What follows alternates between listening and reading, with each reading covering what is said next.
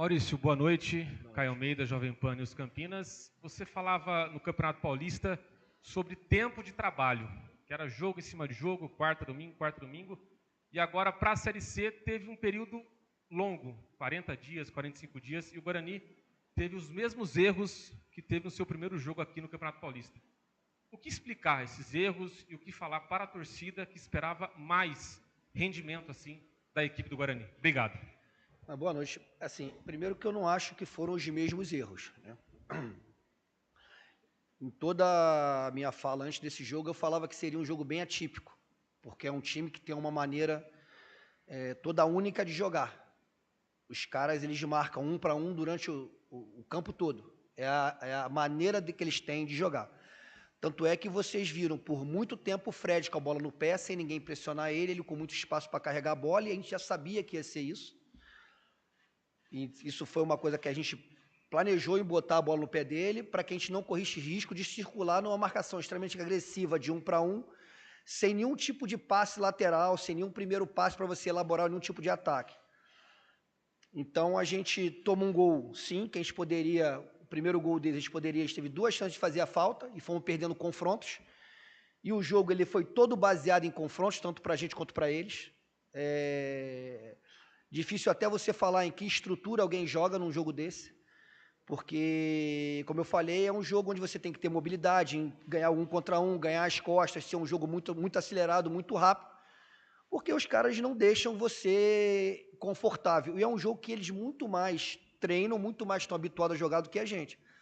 A gente dividiu a nossa pré-temporada, durante uma semana a gente tentou trabalhar esse jogo, e eu acho que a gente, dentro do que a gente trabalhou, a gente fez coisas boas, a gente conseguiu igualar o jogo, em alguns momentos está melhor que eles.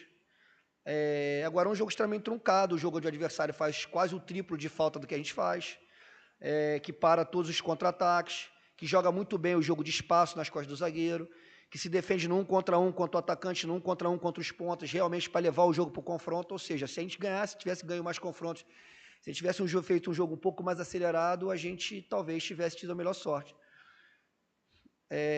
O segundo gol é um gol que nós também avisamos, porque é uma bola brigada dentro da área, um lateral que vai dentro da área que briga, e talvez vocês não tenham visto, mas é um gol extremamente irregular. O ponta está completamente impedido, e o ponta não, que foi o Maranhão, se não me engano, que fez o gol, e acerta um chute de rara felicidade, mesmo estando impedido. Então, assim, a linha estava posicionada de forma correta, então não teve erro nesse gol, foi muito mais mérito dele e erro do Bandeira, porque não ter dado um impedimento muito claro, na minha opinião.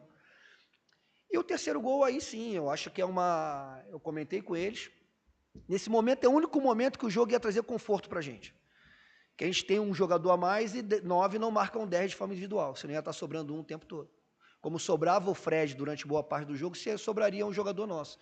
E aí era o jogo de resta 1, era você tirar proveito dessa situação, e a gente, para tentar de qualquer maneira buscar o jogo, buscar a vitória, a gente continua jogando o mesmo jogo, né? A gente tenta acelerar uma bola e já bate no Maranhão e volta na mão do Fred, a bola bate no pé do Emerson. É o único momento que nós tínhamos 3 jogadores do meio campo completamente livres para tentar organizar o ataque, ser um jogo mais posicional e conseguir atacar a defesa dele no modelo que é muito mais nosso do que deles.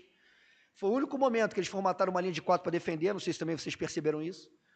E a gente erra um passe para dentro, mesmo assim a gente consegue recuperar a bola, erra um novo passe no campo, e aí fica realmente complicado. Mesmo assim, a gente consegue formatar a linha defensiva, e na hora do gol tem 5 defensores para 1. E aí falar de infelicidade, mas acontece, né? Tem um cruzamento, a bola passa por todo mundo, bate no Sarará e sai um gol contra. No momento que eu acho que a minha equipe tinha, naquele momento, que ia elaborar 1, 2, 3 ataques, que era o que o tempo nos permitia, 1, 2, 3 ataques, e não dá a transição, né? Entender que não era o empate que a gente queria, que nós iríamos ter 2 ou 3 chances de elaborar um ataque, mas a gente acabou errando no setor complicado, por ímpeto, por tentar buscar, por tentar não entender que naquele momento o jogo mudaria referencial, enfim. Então, eu não acredito que foram os mesmos erros, foram erros novos. Acredito que a nossa equipe, no que tange treinamento, ela está muito mais bem treinada. Isso não quer dizer que a gente vai ter erro zero, e eu sabia que essa comparação viria, né?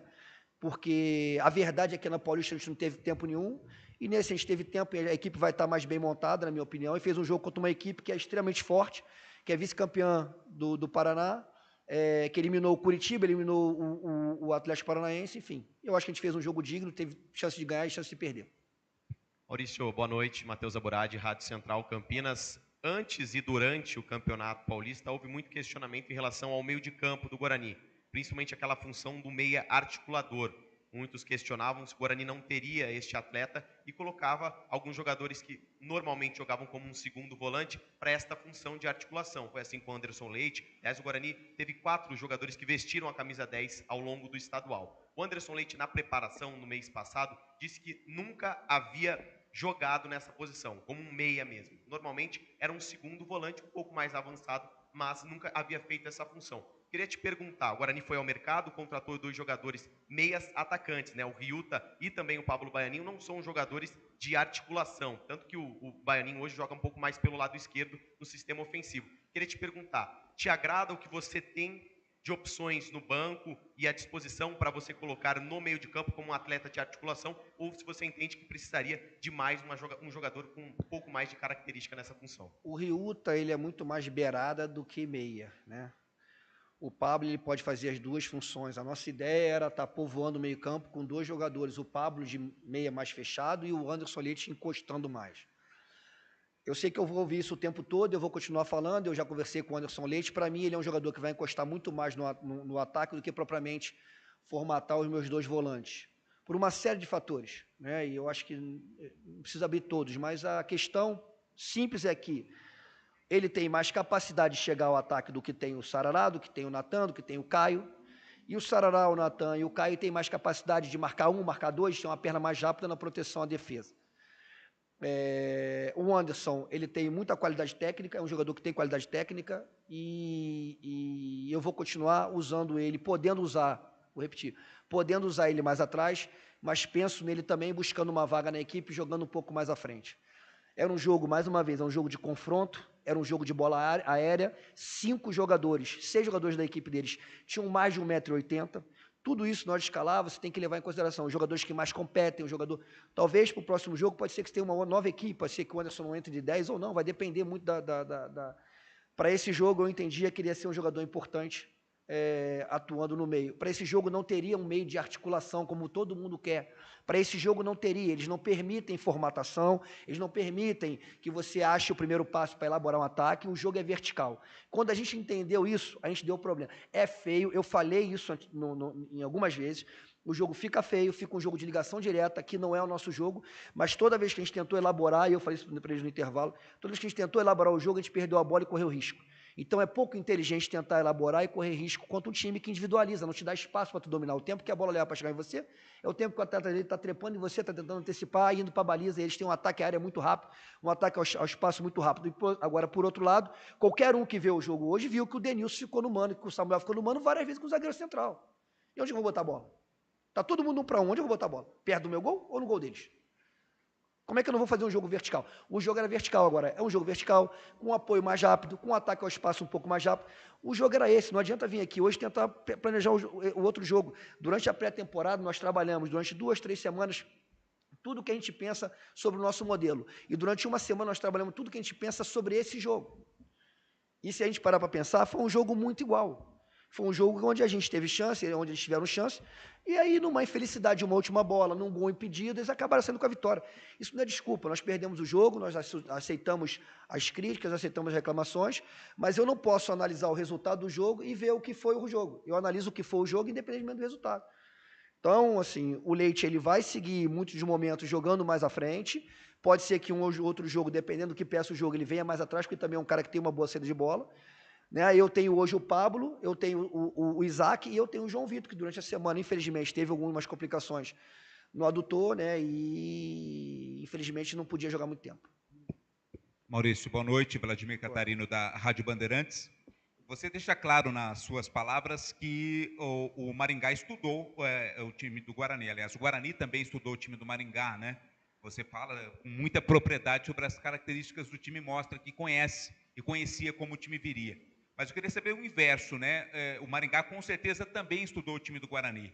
E o que o time adversário neutralizou do seu time, né? O que você pensou que não deu certo, os trabalhos que você fez durante a semana, pensando especificamente nesse jogo, que acabaram não dando certo? Nada que a gente não sabia que eles iam conseguir neutralizar. Eu, quando estudei o time do Maringá, eu vi várias entrevistas coletivas de outro treinador, eu liguei para treinadores que enfrentaram o Maringá, E a gente viu vários vídeos do Maringá. O Maringá não mudou a maneira de jogar em nenhum momento, porque o Maringá ele conduz o jogo para a maneira de jogar dele. Um time que não formata a linha defensiva, um time que marca o campo inteiro todo, 1 contra 1, que leva o jogo o tempo todo para confronto, ele tira completamente o teu conforto do jogo.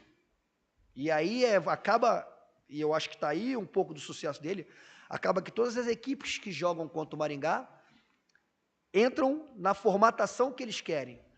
Eu não vi o Maringá mudar em nada a forma dele jogar contra a gente, mas a gente é obrigado a mudar a nossa forma de jogar contra eles, porque o meio-campo não tem espaço para jogar de costas, não tem jogo de entrelinhas. O que existe no jogo é passe vertical, apoio e ataque ao espaço. É simples, é que nem vôlei, recepciona, levanta e corta. Não tem circulação. Vocês viram circulação? Vocês viram o time do Maringá circular a bola hoje? Vocês viram o zagueiro do Maringá tocar uma bola para um zagueiro para o outro? Não tem. É escorada e ataca o espaço. E assim eles fazem com a gente. A gente não conseguiu ver o Rafael trocando passe com o Lucão, a gente não conseguiu ver o Rafael conectando com os nossos volantes, porque não tem. Mas não é que seja um jogo 100% correto ou que vai dar a vitória. Cada um tem a sua maneira de ganhar. Por contrapartida, eles põem o nosso atacante no 1 contra 1 o tempo todo na frente da área deles. Correto ou não? Foi isso que a gente viu, não foi? E era esse jogo que nós tínhamos que fazer. Entupir no momento certo, desentupir no momento certo, achar o passe vertical no 9 com apoio para ele dominar, girar e criar superioridade nas costas dele. Era esse. Não é um jogo que a gente tem tanta rotina, mas que durante uma semana a gente tentou trabalhar em cima disso. E a gente teve oportunidade de fazer isso. O Bilu, por 2 vezes, tentou carregar a bola e carregar e se desvencilhava, e o cara está segurando ele até fazer a falta. Eles não deixam. Uma bola o Pablo conseguiu tirar, o cara segurou ele por trás e fez a falta. O número de faltas no jogo deles é mais que o dobro nosso. Agora, a maneira deles jogarem está perfeito, é lícito, e eles estão já há algum tempo jogando dessa maneira e adquirindo bons resultados. Né? Tanto é que eles sobem da D para C, eles são vice-campeões perdendo nos pênaltis para o Operário, eliminando mais uma vez o Curitiba e o Atlético. Enfim, e nós, na minha opinião, fizemos um jogo bem digno com eles. Fizemos um jogo onde era esse o jogo, independente da torcida ficar impaciente ou não, das gritarias, era esse o jogo. O jogo inteligente era esse que nós tínhamos que fazer, mas nós tínhamos que conseguir aproveitar um pouquinho melhor esse espaço e os confrontos que eles deixavam para a gente. Boa noite, Maurício. Beto Toledo, da Rádio Planeta Guarani. Maurício, até essa primeira parte, só para esclarecer, você começou com o Anderson Leite como meia, na substituição abre o Cristiano, traz o Baianinho, depois o João Vitor entra também como meia, ou seja, 3 jogadores fazendo uma função parecida durante a partida. Eu só queria entender, você falou que o João Vitor sentiu alguma coisa. A ideia inicial de jogo, no seu pensamento, era realmente trazer o João Vitor, preservar ele para uma substituição como meio, para fazer a fase central de campo, nenhum momento passou em jogar pela extrema por conta disso, e se aquela dobra dos 2 jogadores de beirada do time do Maringá jogando pelo mesmo lado, né, jogando o tempo todo pelo lado esquerdo, pelo lado direito, perdão, se isso pelo lado direito de defesa do Guarani, se isso de alguma maneira te confundiu, porque a gente esperava um time com 2 extremos, cada um de um lado. Na verdade, o Cristóvão virou quase que um ponta, e aí os 2 jogadores jogando junto, né, o Negueba e o Maranhão, se isso de alguma maneira confundiu e acabou nessa maior parte tendo a maioria ali pela beirada, se isso privilegiou os gols deles na saída do gol.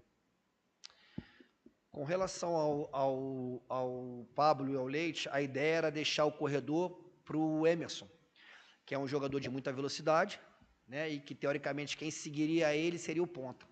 Então, o Pablo trazendo o lateral para dentro, o Leite encostando ali nos 2 volantes, saindo de trás, e apoiando tanto o Samuel no ataque, ou no caso o Denilson, que entrou depois, né, mas o Leite saiu.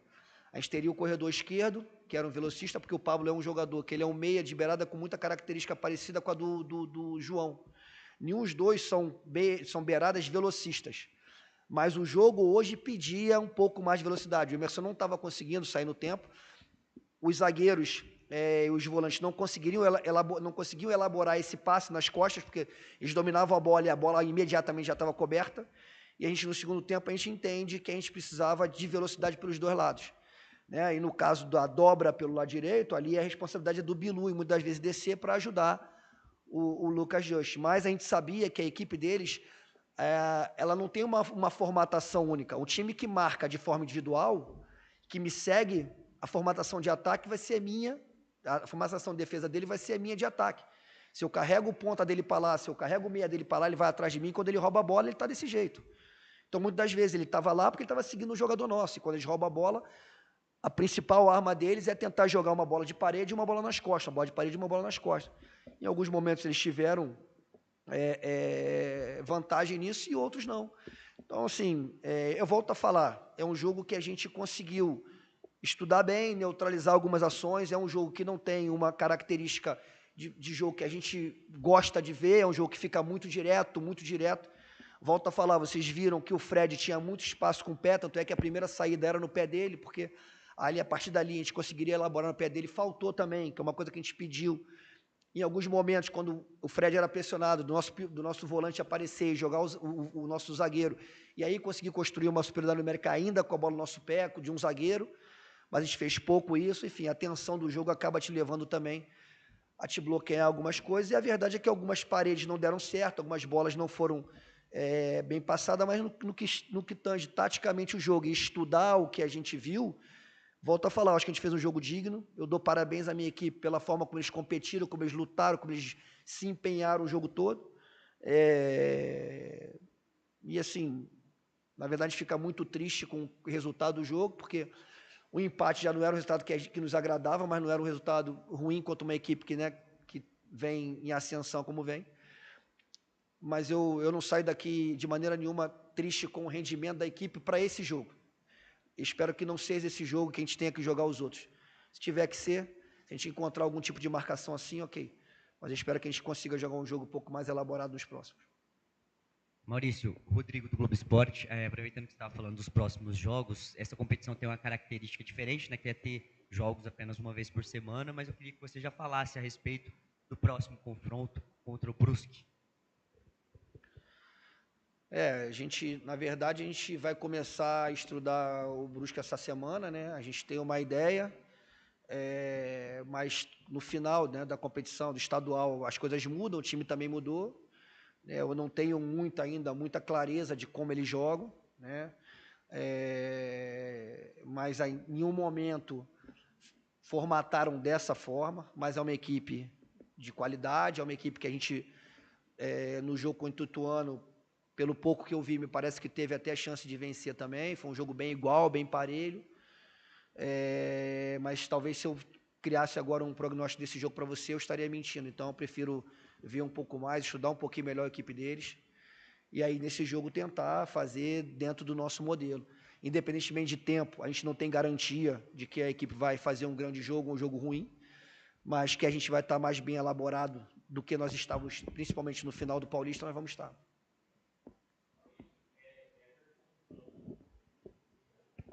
Everton Ramos, da TV Band, boa noite. Sei que ainda é cedo, primeira rodada do Campeonato Brasileiro da Série C. No começo do jogo, o que a gente via nas arquibancadas era o torcedor ali animado, ansioso, inclusive, com saudade de ver o Guarani jogar, e no final da partida, várias incisivas. Primeiro, quero saber de você se você se sente pressionado nesse momento. E segundo, o que fazer para que o torcedor seja um ponto a favor e não um ponto contra nessa competição, que ela não é como uma Série A ou uma Série B com 2 turnos, são apenas 19 jogos nessa primeira fase. Pressionado zero. Treinador de futebol. O dia que ele se sentir pressionado, ele para da carreira. O treinador de pressionado Então, quanto a isso, zero. Venho aqui, faço o meu trabalho, o dia que a direção entender que não é mais isso, é só trocar, e é assim que normalmente é. Então, pressionado, respondendo a tua pergunta, zero. Vou continuar fazendo o que eu tenho que fazer. Com relação à torcida, a gente não controla algumas vaias, né? A gente não controla a atitude, e a gente só vai conseguir mudar isso se a gente apresentar um bom jogo, se a gente tiver as vitórias. A torcida, ela vem aqui, ela tem o direito de vaiar, de aplaudir, né? É claro que a gente prefere jogar com um ambiente mais positivo, né? A gente prefere jogar com um ambiente mais de incentivo, de aplauso, né, empurrando a equipe, do que com um ambiente mais hostil. Mas esse ambiente a gente vai construir a partir do momento que a gente desempenhar bom papel dentro do campo, que a gente conseguir as vitórias, porque é isso que a equipe quer. A equipe não vem para cá para vaiar, acredito que não. De repente um ou outro, né, meio louco, vem. Mas acredito que a grande massa não venha para cá para vaiar a gente. Mas a partir do momento que a gente não entregar bons resultados, a gente vai ter que conviver com isso. A gente não vai mudar. Isso também é a história do futebol. A gente vê isso aí, assim como mandar embora o treinador, assim como torcida vaiar ou aplaudir, está condicionado ao que o jogo apresenta. Eu costumo dizer que a tranquilidade, ela vem de dentro para fora, né? A gente tem que passar tranquilidade para quem está fora, conseguindo elaborar bem o jogo, conseguindo boas ações, e aí trazer a torcida para o nosso lado. Só assim vai ser possível.